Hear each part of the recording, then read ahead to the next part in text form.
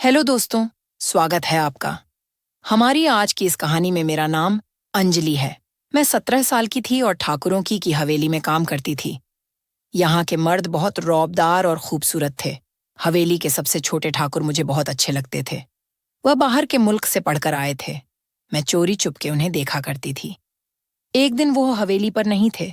जब मैं उनके कमरे की सफाई कर रही थी, उनकी तस्वीर साफ करते हुए मैं उसमें खो गई। और ऐसी कि ठंडक में पता ही नहीं चला कि कब तक सोई रही। जब आंख खुली तो पैरों तले जमीन सरक गई, क्योंकि मैंने अपने पेट पर किसी मर्दाना हाथ के स्पर्श को महसूस किया था। और अब वह मर्दाना हाथ मेरे पेट से नीचे की ओर। मैं अपने पिताजी को देख रही थी, जिनके हाथ में शराब की बोतल थी और वह मम्मी को जानवरों की तरह पीट रहे थे। मेरा दिल बेकाबू होकर रो पड़ा था। मैंने कभी नहीं सोचा था कि मैं ऐसी जिंदगी गुजारूंगी। मेरी मम्मी लोगों के घरों में जाकर काम किया करती थी, उनके बर्तन धोती थी। तभी हमारे घर का चूल्हा जलता था और मेरे पिताजी हमेशा घर आकर मम्मी के पैसे चुराते थे और शराब की बोतल खरीदकर बाहर दरवाजे में ही बैठकर पीते थे। उनकी इस हरकत से मम्मी को बहुत गुस्सा आता था। मेरी उम्र 17 साल थी और मैं जवानी की दहलीज पर कदम रख चुकी थी। इसी वजह से पिताजी जी की ये हरकतें मम्मी को बहुत नापसंद गुजरती थी। आज भी पिताजी शराब की बोतल लेकर आए थे और बाहर दरवाजे में ही बैठकर पीने लगे थे। इसलिए मम्मी थड़ी डीडी हच्चिक उठी थी और गुस्से में कहने लगी, तुमने मेरे पैसे क्यों चुराए? तुम्हें शर्म आनी चाहिए। ये घटिया हरकतें करते हुए घर में बेटी जवान हो रही है और तुम ये हरकतें करते हो। और अगर शराब पीनी ही थी तो बाहर कहीं पी लेते। तुम शराब की बोतल घर में क्यों लाए? और यह सुनते ही पिताजी ने मम्मी को पीटना शुरू कर दिया था। पिताजी की मर्दानगी को बर्दाश्त नहीं था कि मम्मी उनसे कोई सवाल करे। मेरा छोटा भाई मेरे सीने से लगकर जोर जोर से रो रहा था, जबकि मैं उसे चुप करवा रही थी। मैंने जब से इस घर में आंख खोली थी, मारपीट के अलावा कुछ नहीं देखा था। मेरी कुछ सहेलियां भी थीं, उनके भी पिताजी थे, लेकिन वह मेरे पिताजी जैसे नहीं थे, बल्कि बहुत अच्छे इंसान थे। जैसे जैसे से मैं बड़ी होती गई, उनकी मम्मियों को मुझसे मिलने से मना कर दिया था, क्योंकि मेरा बाप शराबी और ज्वारी था और मेरी मम्मी लोगों के घरों में काम करती थी। यही मेरी हकीकत थी। मैं पूरा फटकर रो पड़ी थी और मुझे रोते देख मेरा छोटा भाई चुप हो गया था। मेरे आंसू पोंछकर वह मुझे दिलासा देने लगा था। हम दोनों ऐसे ही थे। एक तकलीफ में होता था तो दूसरा संभाल लेता था। काफी देर तक मैं रोती रही और जब बाहर से मम्मी की चीखें बंद हो गईं तो मैंने अपने कदम बरामदे में रखे। पिताजी पीठ फेर कर बैठे शराब पी रहे थे। मैंने मम्मी को देखा तो मेरा कलेजा मुंह को आ गया। जगह जगह से कपड़े फट गए थे और लाल लाल निशान शरीर पर साफ दिख रहे थे। पिताजी ने आज हद कर दी थी। लोहे के रोड से उन्हें मारा था।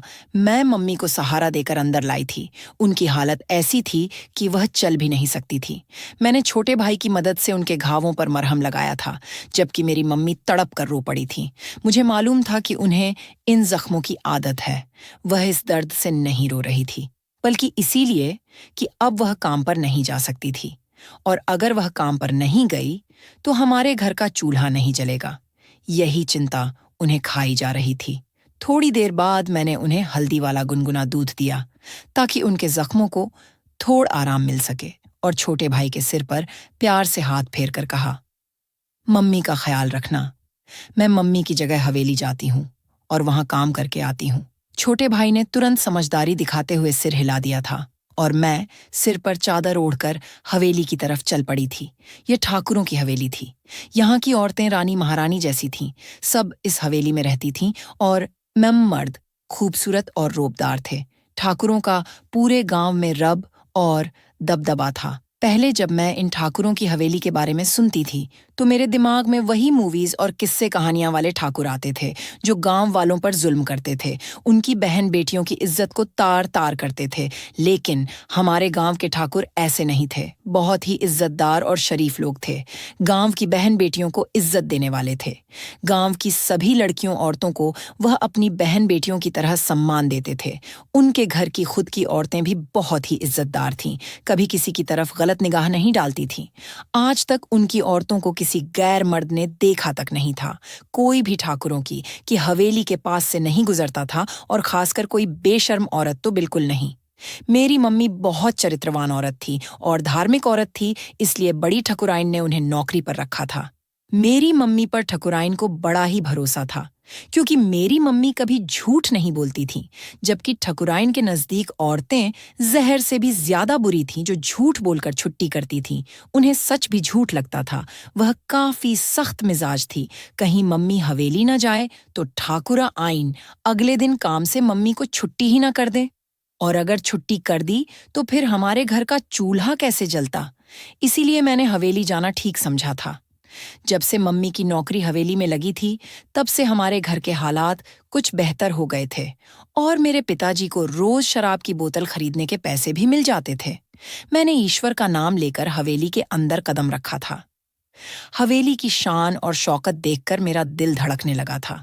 ना जाने मुझे ये लोग मम्मी की जगह रखेंगे या नहीं। यही सोचकर मेरा दम सूख रहा था, लेकिन मैंने अपने कदम वापस नहीं लिए थे। मैं इतना करीब आकर वापस नहीं लौटना चाहती थी। मैं सीधे मम्मी की दोस्त अंजलि के पास जाना चाहती थी। वही मुझे बड़ी ठकुराइन के पास ले जा सकती थी। मैंने अपने कदम किचन की ओर बढ़ाए थे। अक्सर मम्मी के मुंह से सुना था कि वह किचन में खाना पकाती हैं। यकीनन अभी भी उनका वही होना जरूरी था, क्योंकि दोपहर का समय हो रहा था। इतनी बड़ी हवेली थी, मुझे तो समझ ही नहीं आ रहा था कि किचन किधर है। लेकिन खानों की खुशबू से मैंने अंदाजा लगा लिया था कि मुझे किस तरफ जाना है।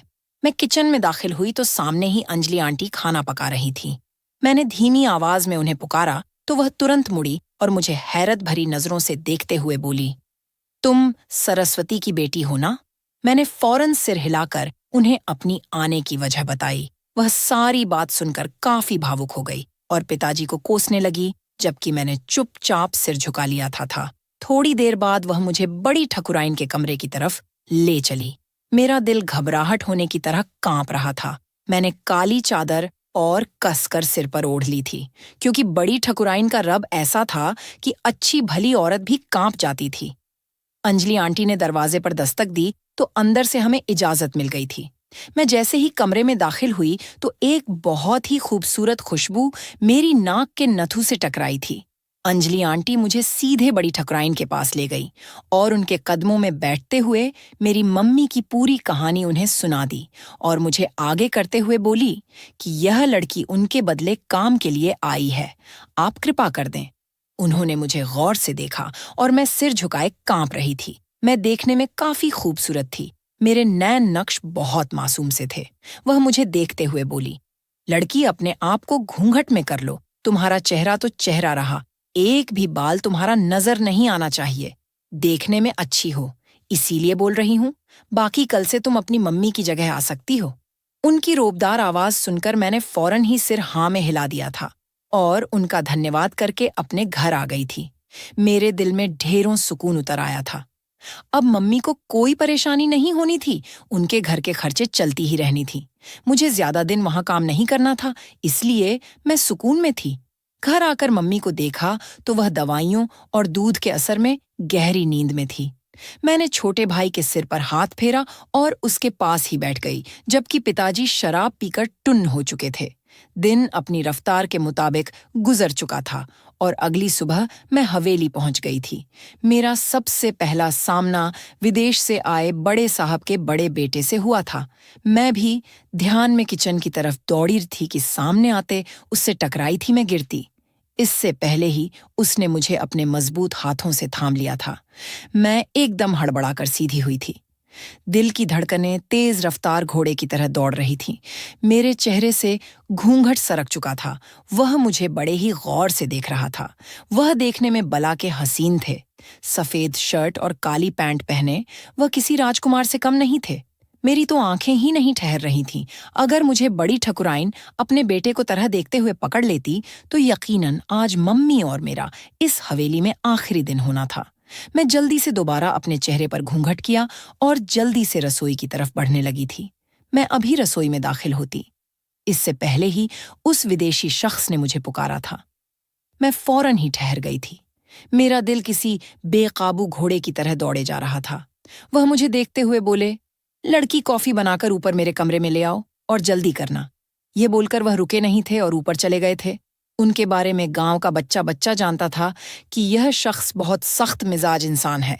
अब भी कुछ दिन पहले ही विदेश से आया है और अब अपने पिताजी के साथ उनका कारोबार संभाल रहा है। उसका नाम विजय ठाकुर था।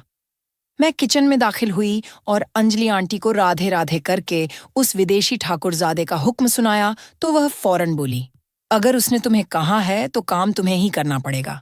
वह अपनी बात का बहुत पक्का है। अगर तुम्हारे अलावा कॉफी देने के लिए कोई और चला गया तो उसकी शामत आ जाएगी और साथ में तुम्हारी मम्मी की नौकरी को भी खतरा हो सकता है। जबकि मैं फौरन बोली थी, जी आंटी, मुझे अंदाजा हो चुका है। मैं जल्दी से कॉफी बनाकर उन्हें देकर आती हूँ। मैंने ये कहते ही फौरन अपने काम में लग गई थी। मुझे कॉफी बनाना आता था। अक्सर मम्मी और हम शाम के वक्त कॉफी पीते थे। मेरे छोटे भाई को भी कॉफी बहुत पसंद थी। मैंने जल्दी से कॉफी फेंटी और उनके लिए बनाकर ऊपर की तरफ बढ़ी थी। आंटी से उनके कमरे का रास्ता पूछ लिया था। मेरा दिल बहुत तेजी से धड़क रहा था। इस घर में मेरा यह काम पहला था। मुझे उम्मीद थी कि मैं इसमें कामयाब हो जाऊंगी। आंटी ने कहा था कि ऊपर वाले हिस्से का आखिरी कमरा विजय ठाकुर का है, इसलिए मैंने हिम्मत करके कदम वहीं बढ़ाए थे।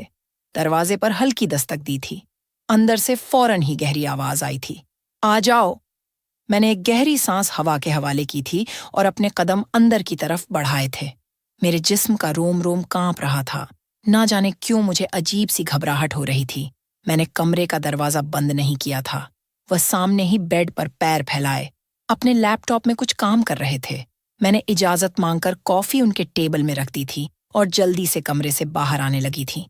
लेकिन इससे पहले ही एक और हुक्म की वजह से मुझे वहीं ठहरना पड़ा था। वह मुझे देखते हुए बोला, अलमारी से मेरा ब्लैक सूट निकालकर प्रेस करो और फिर मेरे जूते भी पॉलिश कर देना। मुझे एक जरूरी जगह पर जाना है। मुझे अजीब सी घबराहट हो रही थी। मेरा दिल चाह रहा था कि मैं उन्हें बताऊं कि मैं इस काम के लिए नहीं हूं, बल्कि मुझे बर्तन धोने के लिए रखा गया है। मैं फौरन ही उनकी अलमारी की तरफ और बढ़ी थी। मेरे हाथ धीरे धीरे कांप रहे थे। मैंने अलमारी खोली तो कई रंग के कपड़े हैंगर में लटके हुए थे, लेकिन ब्लैक सूट कहीं नजर नहीं आ रहा था। ऊपर से घूंघट भी कर रखी थी तो अच्छे से कुछ भी दिखाई नहीं दे रहा था। मैं काफी हड़बड़ाहट में थी और कई सूट इधर उधर कर चुकी थी। मेरी हड़बड़ाहट देखकर वह पीछे से बोला, लड़की, अपने चेहरे से ये लंबा सा घूंघट हटाओ, उसके बाद काम करो। लेकिन थकन का हुक्म था कि मेरे चेहरे से घूंघट नहीं सरकना चाहे, इसलिए मैंने उसका यह हुक्म नहीं माना था और इस घूंघट के साथ उसके कपड़े ढूंढने लगी। लेकिन तभी अचानक में मेरे पीछे आ गया और उसने मेरे सर से घूंघट नीचे सरकार दिया। मैं एकदम घबराकर उसकी तरफ पलटी थी। मेरी बड़ी बड़ी आंखों में घबराहट साफ थी। चेहरे पर पसीने की बूंदें चमकने लगी थीं। वह मुझे मदहोश नजरों से देख रहा था। मेरे चेहरे पर आए पसीने को अपने हाथों से साफ करते हुए बोला, लड़की, मैं तुम्हें खा नहीं जाऊंगा। इतना क्यों डर रही हो? इत्मीनान होकर काम करो। जबकि उसका हाथ जैसे ही मेरे चेहरे से लगा था, मैं एकदम से दूर हुई थी। वह फिर से बेड पर जाकर बैठ चुका था, लेकिन उसकी नजरें मेरे ऊपर से नहीं हटी थीं। मुझे सामने ही ब्लैक सूट नजर आ गया था। मैंने ब्लैक सूट निकाला और फौरन ही उसे प्रेस करने लगी थी। मैं थी तो 17 साल की, लेकिन मेरी मम्मी ने मुझे हर काम सिखाया था। वह काम करने के लिए दूसरों के घरों में चली जाती। पीछे पूरा घर मुझे ही संभालना पड़ता था। मैंने जल्दी से उनका सूट प्रेस करके वहीं टांग दिया था और उनके जूते वहीं बैठकर पॉलिश करने लगी थी। मैं अभी जूते पॉलिश करके हटी ही थी कि उनका एक और हुक्म मुझे सुनाई दिया था, लड़की, कपड़े वहीं पर नहीं, वॉशरूम में टांग और गीजर भी ऑन कर देना। उनके तो हुक्म ही शुरू हो गए थे। एक के बाद एक काम बोले ही जा रहे थे। मैंने गहरी सांस ली थी और फौरन ही उनका शूट बाथरूम में टांग कर गीजर ऑन करने लगी थी। मगर अचानक ही मेरा हाथ लगने की वजह से शावर ऑन हो गया था, जिसकी वजह से मैं पूरी भीग गई थी। मुझे शावर बंद करना भी नहीं आ रहा था, इसलिए घबराते हुए जोर से इसे बंद करी। मेरे कपड़े गिले हो गए थे, जबकि वह अंदर भाग कर आए थे और मुझे देखते हुए बोला, बेवकूफ लड़की, गीजर ऑन करने के लिए कहा था, शावर नहीं। यह कहते ही उसने शावर बंद किया था और मुझे बाथरूम से बाहर निकाल दिया था। मैंने भी राहत का सांस लिया था और कमरे से बाहर आने लगी थी, मगर इससे पहले ही उनकी एक और आवाज भी मेरे कान से टकराई थी। चंद पलों में ही उस इंसान ने मुझे हलकान कर दिया था। उनका कहना था कि कब भी लेकर जाओ। मैंने कब फौरन उठाया था और जल्दी से नीचे आ गई थी, वरना कोई भरोसा नहीं था कि वह दोबारा कोई काम बोल देता। नीचे आकर मैंने सुकून का सांस लिया था।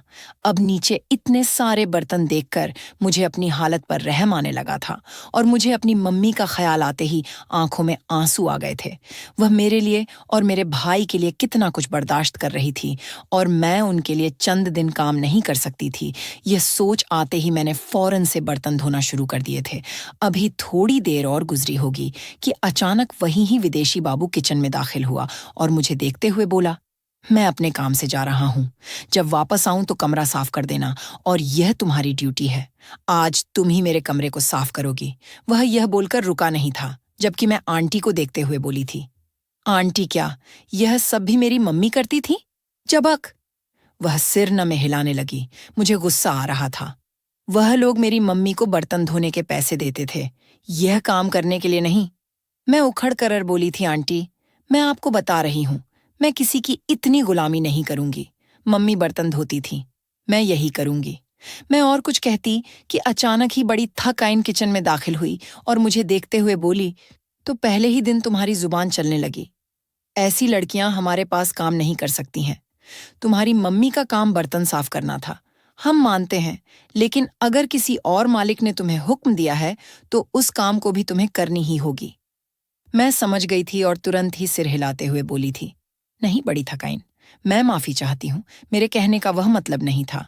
मैं अपनी सफाई में कुछ और कहती कि उन्होंने हाथ उठा दिया था और मुझे देखते हुए एक आखिरी बात कहकर चली गई थी, आज तो मैंने तुम्हारी जुबान चलती हुई सुन ली है। आइंदा मेरी हवेली में अगर तुमने अपनी जुबान का इस्तेमाल करने की कोशिश की तो याद रखना, हम बड़ी थक आइन है और माफी हमारे खून में शामिल नहीं है।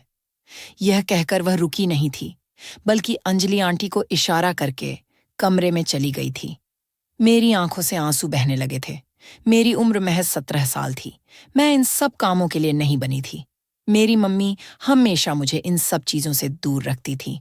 शायद उन्हें मालूम था कि मुझे यह सब पसंद नहीं है। समय धीरे धीरे बीतने लगा था। मम्मी की हालत दिन बदन और खराब होती जा रही थी। अब मुझे स्थायी रूप से हवेली आना पड़ता था। उस विदेशी बाबू ने मेरी सैलरी बढ़ा दी थी। मैं तो हैरान ही रह गई थी। उसकी इस मेहरबानी पर अब मुझे उसके काम करना बुरा नहीं लगता था, बल्कि अच्छा लगता था। न जाने क्यों उसको देखकर मुझे अपना दिल धड़कता हुआ महसूस होता था। उसकी उम्र मुझसे काफी ज्यादा थी। वह करीब 28 साल का था और मैं महज 17 साल की थी। इसके बावजूद भी वह मुझे अच्छा लगने लगा था।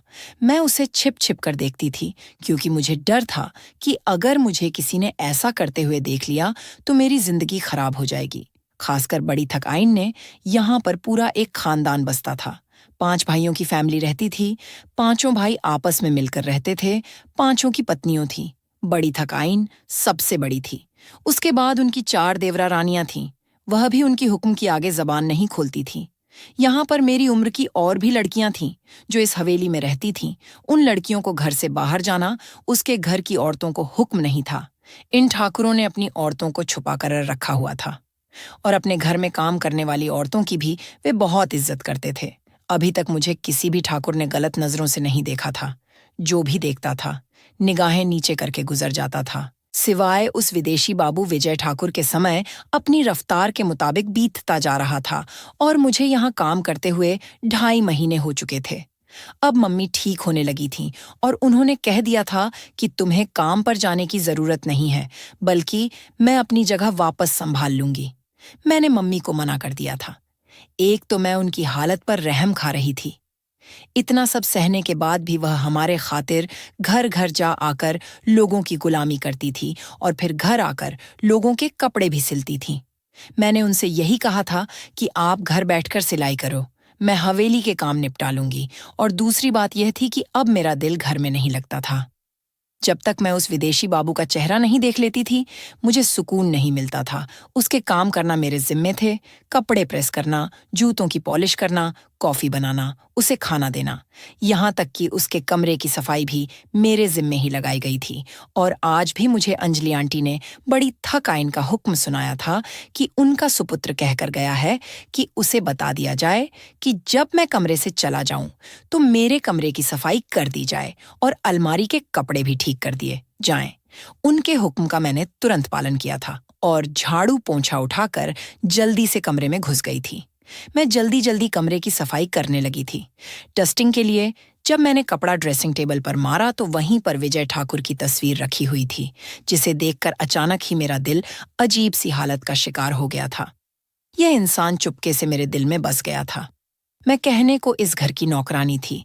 मेरा और विजय ठाकुर का कोई जोड़ नहीं था। मैं जमीन की खेती थी तो विजय ठाकुर आसमान का चांद था। वह मुझे कभी नहीं मिल सकता था। लेकिन मैं अपने दिल के हाथों मजबूर हो चुकी थी कि तनी ही देर तक मैं उसकी जादू भरी पर्सनालिटी को निहारती रही। उसकी आंखों में कुछ ऐसा जादू था कि मैं उनमें डूब जाती थी। मैं जब विजय ठाकुर के सामने होती तो अपनी नजरें नहीं उठाती थी, बस चोरी चुपके ही देखा करती थी। लेकिन तस्वीर को मैं बेधड़क निहार सकती थी। उसके एक अंग को मैं निहार रही थी। उसकी आंखें, उसकी चिक्स, उसके बाल, सब कुछ मेरे दिल में उतरता जा रहा था। अचानक ही मैंने उसकी तस्वीर उठाकर अपने दिल से लगा ली थी। तस्वीर थामकर मैं उसके बेड पर बैठ गई थी। कमरे में ऐसी चल रहा था, ठंडे माहौल में अपने मनपसंद इंसान को इतने करीब से देखने का एहसास ही सुखद था। मुझे सुकून मिलने लगा था। काम करने की वजह से मेरी कमर में भी दर्द हो रहा था। अभी थोड़ी देर पहले ही मैंने सुबह के नाश्ते और रात के खाने के बर्तन धोए थे और उन्हें धोकर ही मेरी हालत बुरी हो गई थी। मैं सुकून पाने के लिए उसी बेड पर लेट गई थी और मुझे पता ही नहीं चला था कि मैं कब विजय ठाकुर की तस्वीर अपनी छाती से लगाए सो गई थी। मुझे सोते हुए ना जाने कितनी देर हो चुकी थी कि तभी मुझे ऐसा महसूस हुआ, कोई मेरे बेहद करीब है। और अचानक ही झटके से मेरी आंख खुल गई थी, क्योंकि यह सिर्फ मेरा वहम नहीं था, बल्कि कोई मेरे बेहद करीब लेटा हुआ था और उसके हाथ मेरे ऊपर टहल रहे थे। मैं दम साधे लेटी रही। मैं चीखना चाहती थी, लेकिन मेरे गले से आवाज नहीं निकल रही थी और अचानक ही वह हाथ टहल हुआ ऊपर की ओर बढ़ने लगा था। इससे पहले मैं कुछ बोलती, वह हाथ मेरे लब्बों तक पहुंच चुका था और मेरी आवाज को बंद कर चुका था। जो कोई भी था मेरे बेहद करीब आ चुका था और पता नहीं क्या हुआ। कुछ ही देर बाद मैं दोबारा अंधेरे में डूब चुकी थी। मेरा दिमाग बिल्कुल सुन्न हो चुका था। करीब 6.5 घंटे बाद मेरी आंख खुली थी।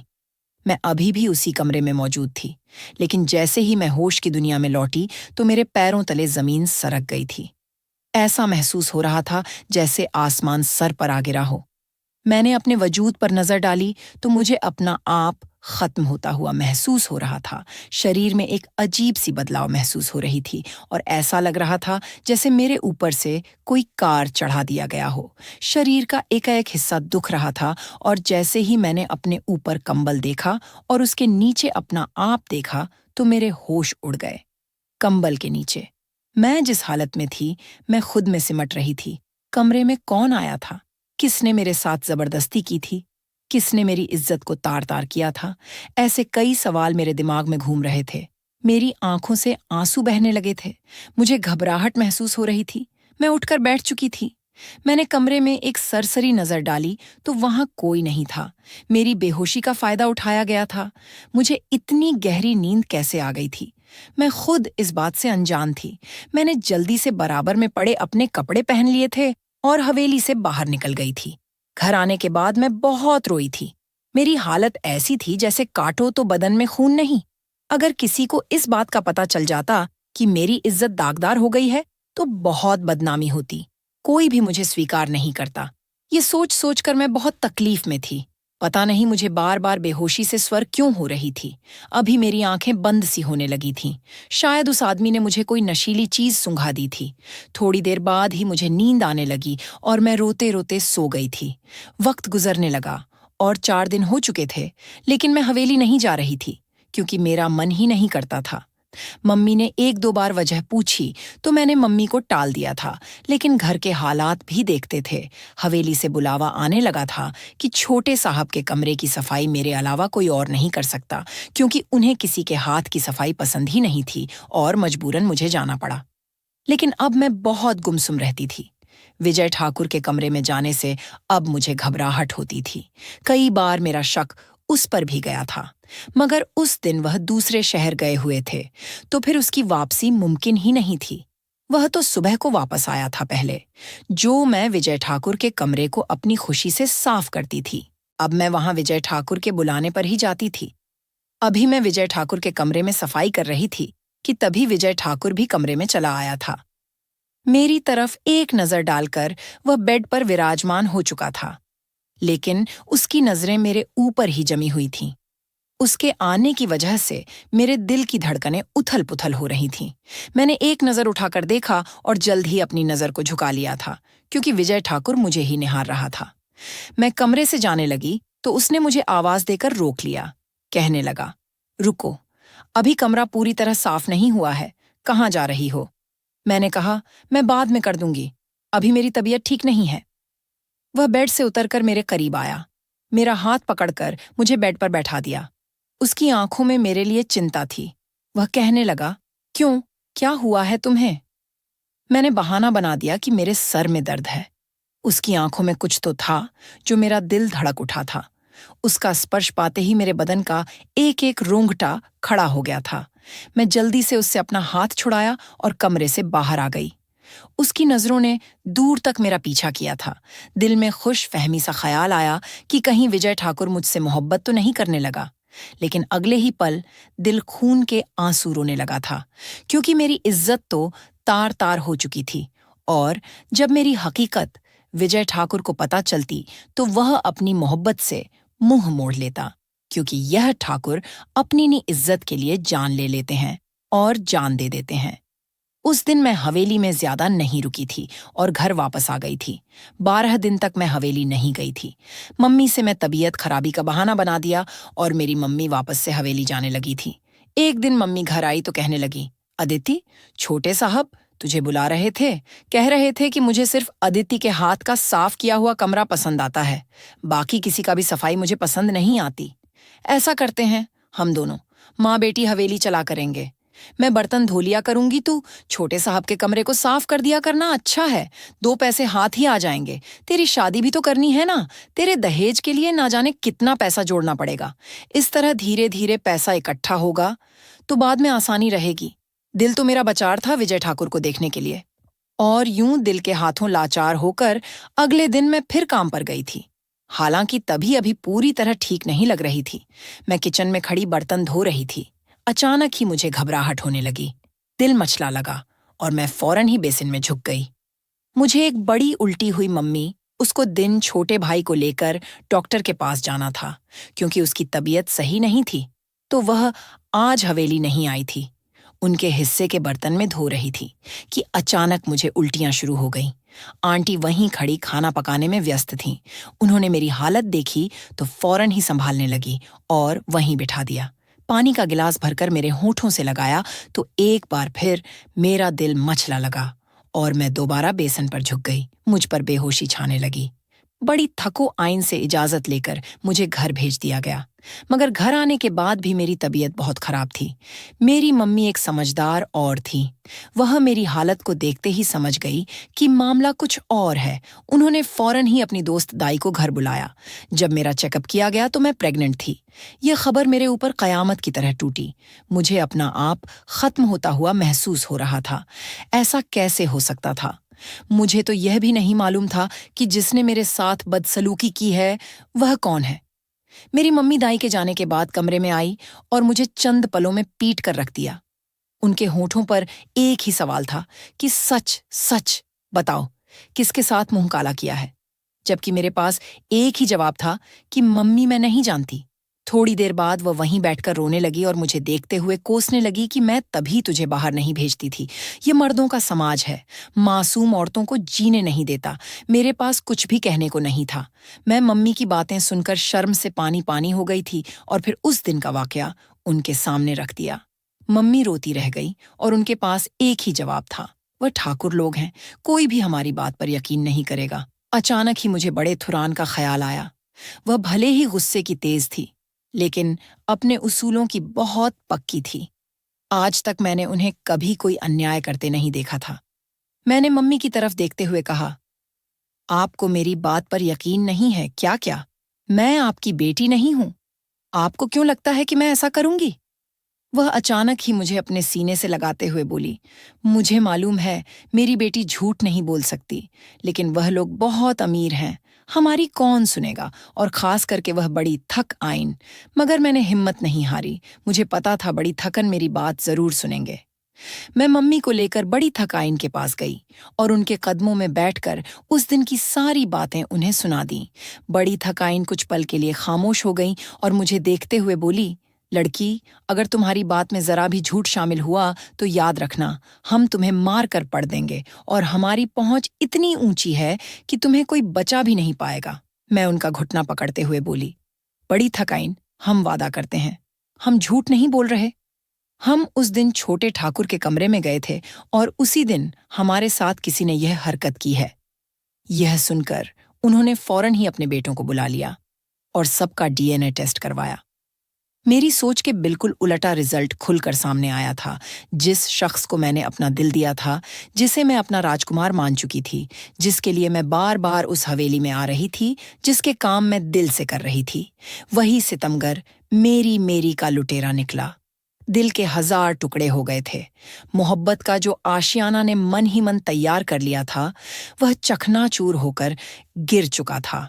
ठाकुर विजय दूसरे शहर से जल्दी वापस लौट आया था और उसने कमरे में मुझे सोता देख मेरी इज्जत को तार तार कर दिया था। यह सब सोचकर ही मेरा दिल पूरी तरह फट गया था। कहने को बड़ी थक आइन बहुत सख्त मिजाज औरत थी, लेकिन उन्होंने मुझे बेसहारा नहीं होने दिया। उन्होंने उसी वक्त अपने पति को सारी बात सुनाई और मेरी शादी छोटे ठाकुर विजय से कर दी गई। मुझे उस आदमी से नफरत थी, मगर और जो बातें उसने शादी के बाद मुझे बताई, उन्हें सुनकर मेरे होश उड़ गए थे। उसका कहना था कि वह पहले दिन से ही मुझे देखकर बहक गया था। मेरे मासूम चेहरे ने उसे पापा करने के लिए मजबूर कर दिए और उसने सोच लिया था कि वह मेरे वजूद को हासिल करके ही दम लेगा। खासकर जब उसने मुझे भीगे कपड़ों में देखा था तो उसी पल उसका दिल बेईमान हो गया था। पहले वह मेरे शरीर को जबरदस्ती हासिल करना चाहता था, लेकिन धीरे धीरे उसे मेरी मासूमियत और मेरी खूबसूरती से प्यार हो गया था। उसने सोचा था कि वह मेरे लिए रिश्ता भेजेगा और मुझे जायज तरीके से अपनाए, मगर उसे मौका ही नहीं मिला था। उस दिन जब मैं उसके कमरे में गलती से सो गई थी, अचानक ही वह कमरे में आ गया था। मुझे अपने बेड पर सोता देखकर वह पहले चौंक था, फिर मुझे उठाने के लिए मेरे करीब आया था और जब मुझे उठाने के लिए उसने मुझे हाथ लगाया, इस वक्त उसका दिल मुझ पर बेईमान होने लगा था। बेख्याली में उसने मेरे होठों को चूम लिया था और इससे आगे वह खुद पर कंट्रोल नहीं कर पाया था। धीरे धीरे उसके हाथ मेरे बदन तक पहुंच चुके थे और जब मेरी आंख खुली तो वह हड़बड़ा गया था और एकदम से उसने मेरे गर्दन की एक ऐसी नस दबाई कि मैं बेहोश हो गई थी। विजय का कहना था कि बाद में वह बहुत पछताया था। वह मुझसे माफी मांगना चाहता था और मुझसे शादी करके मुझे इज्जत और सम्मान भी देना चाहता था, लेकिन फिर मैं हवेली आई ही नहीं थी। वह रोज मेरी राह तकता था और इससे पहले कि वह मुझसे बात कर पाता, मैं खुद ही बड़ी थक आइन के पास पहुंच गई थी और अपनी हालत उन्हें बता दी थी और आनंद फानन में मेरी शादी विजय के साथ हो गई थी। विजय का कहना था, जो भी हुआ गलत हुआ, लेकिन एक बात अच्छी हुई कि तुम मुझे मिल गई हो। मैं वादा करता हूं तुम्हें कभी जिंदगी में कोई तकलीफ नहीं आने दूंगा। तुम्हारे सारे दुखों की भरपाई कर दूंगा। उस इंसान ने धीरे धीरे मेरी नफरत को खत्म करना शुरू कर दिया था। कुछ भी हो, मुझे उसे स्वीकार करना ही था। मेरी मम्मी तो उसके लिए बलाएं ले रही थीं। उनका बस नहीं चल रहा था कि पूरे गांव में बता दें कि उनकी बेटी का रिश्ता ठाकुरों की हवेली में हो गया है। धीरे धीरे वक्त गुजरने लगा। 9 महीने कैसे गुजरे मुझे पता ही नहीं चला, क्योंकि मेरे दिन रात तो बस विजय ठाकुर की बाहों में ही बीत रहे थे और 9 महीने बाद मेरे हाथ में चांद सा बेटा आया था, जो बिल्कुल विजय ठाकुर जैसा था। उसने अपने पिताजी के जरिए मेरे बाप की अक्ल भी ठिकाने लगा दी थी और उन्हें एक अच्छी नौकरी पर लगा दिया था। हमारे हालात बेहतर हो गए थे। मैं जिस घर में लोगों के हुक्म सुनती थी, अब उसी घर में मैं हुकूमत करती हूँ।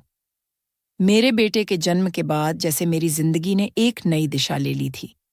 मैं जो कभी अपने अस्तित्व को लेकर असमंजस में थी, अब एक माँ और एक पत्नी के रूप में खुद को पाकर संभलने लगी थी।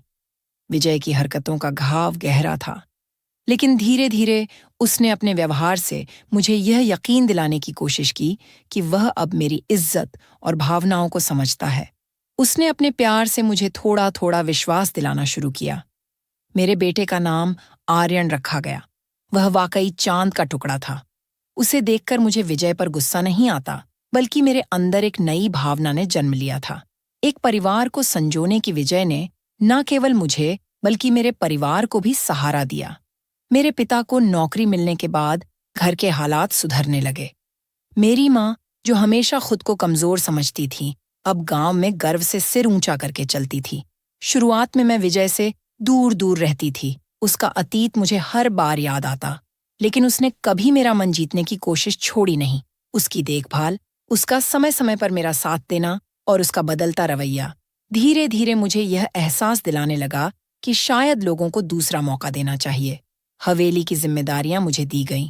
मुझे याद है, जब पहली बार मैंने खुद को ठकुराइन कहलाते सुना था तो अजीब सा महसूस हुआ था। मैं जो कभी सिर्फ एक कामगार लड़की थी, अब इस घर की रानी बन चुकी थी।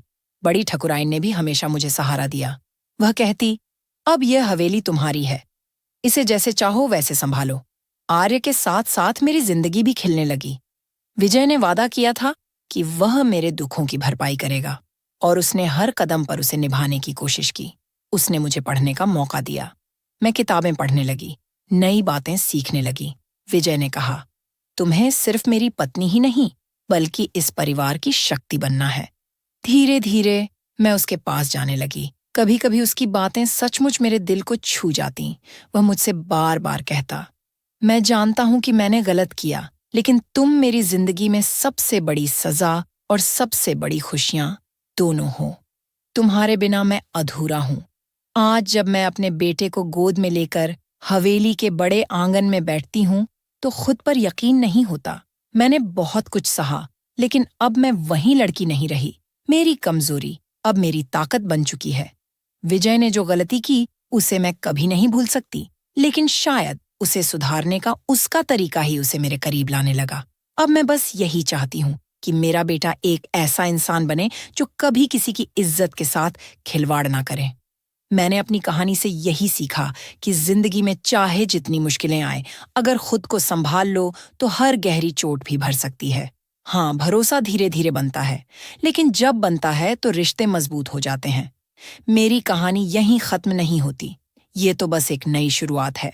अब आप लोग बताएं कि यह स्टोरी कैसी लगी, और इसका दूसरा भाग सुनना चाहते हैं तो कमेंट करके जरूर बताएं। तब मैं आपके लिए इसका दूसरा भाग जरूर लेकर आऊंगी। धन्यवाद।